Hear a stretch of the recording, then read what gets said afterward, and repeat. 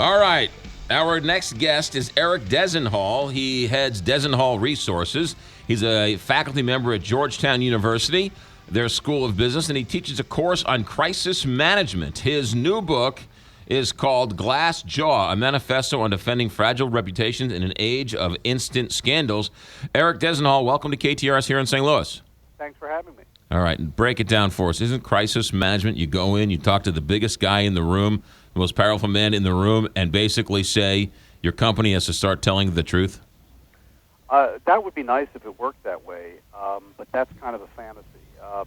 Usually these situations are a lot more complicated. I mean, people love this whole idea if Nixon had just said, I screwed up, the whole thing would have gone away. No, he would have been run out of town on a rail. And so the other problem is the assumption that everything that a company or a prominent individual is accused of, that they actually did. So the cliche that you just run around apologizing, if I have a client that I don't believe did what they've been accused of doing, you're going to have to climb over me to get them to start apologizing. And I think one of the things I talk about in Glassjaw is the media climate moves so fast that there's always the assumption that the accused, the target, is completely guilty.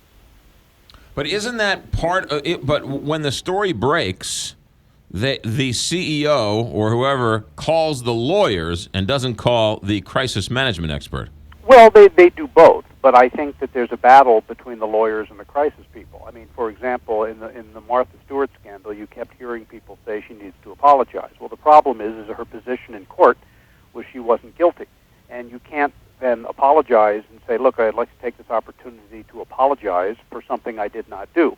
So I think that you have to slug it out. I mean, you see GM going through this now, where when Mary Barra was being grilled, Congress was trying to get her to apologize for absolutely everything. And what she did was she apologized for failing customers, but she didn't sit there and say, well, yes, we went into a room one day and we decided to make a bad product that would hurt people, and I apologize for that, because that's not her position. But yet Jason Giambi, he apologized for taking steroids, or I should say he apologized, and they said, what are you apologizing for? He says, don't worry about it, and they left him alone, whereas Mark McGuire said, I want to talk about the future, and they hounded him for years. Well, I think that every case is different, and probably one of the things I make very clear in Glassjaw is that every target subject of attack has different rules. I mean, a company like Apple can get away with almost anything. An oil company can get away with almost nothing.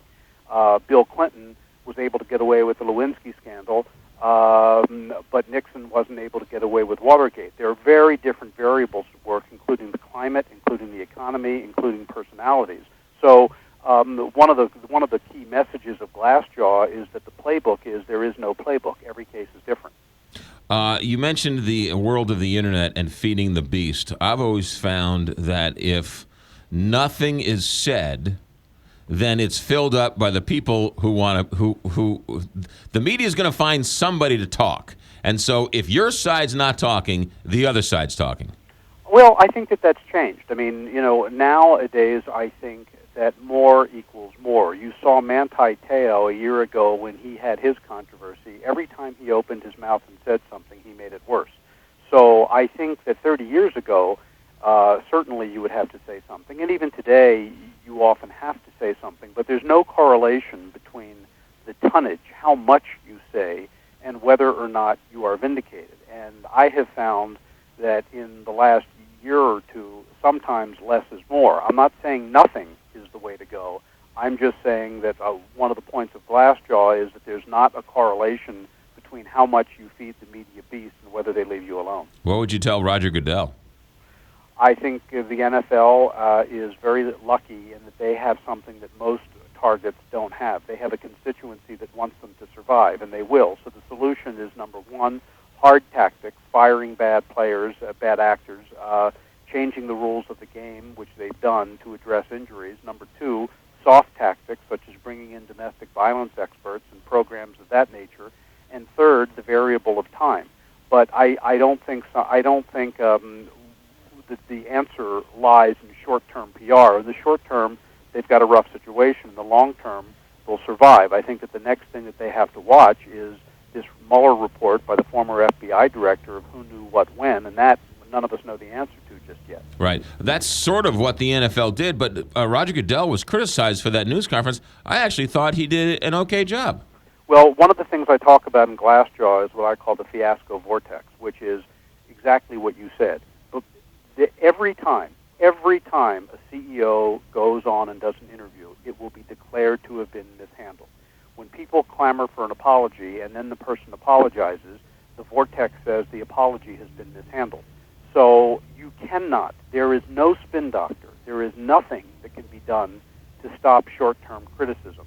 And I think that one of the challenges is you have to look beyond the short term, because now what happens is whenever there's a crisis, pundits get a call, go on CNBC or CNN, declare, the interviewer will say, what grade would you give Roger Goodell? Right. The person will say, well, I give them a D-. Well, then they get invited back because they gave them a D-. That's the game we play. Those are part of the rules. Eric Dezenhall, the book is called Glassjaw, a Manifesto for Defending Fragile Reputations in the Age of Instant Scandals, a crisis management consultant. Eric, thanks for checking in. Good stuff. Thanks for having me. You got it. 7:58 here, Big 550.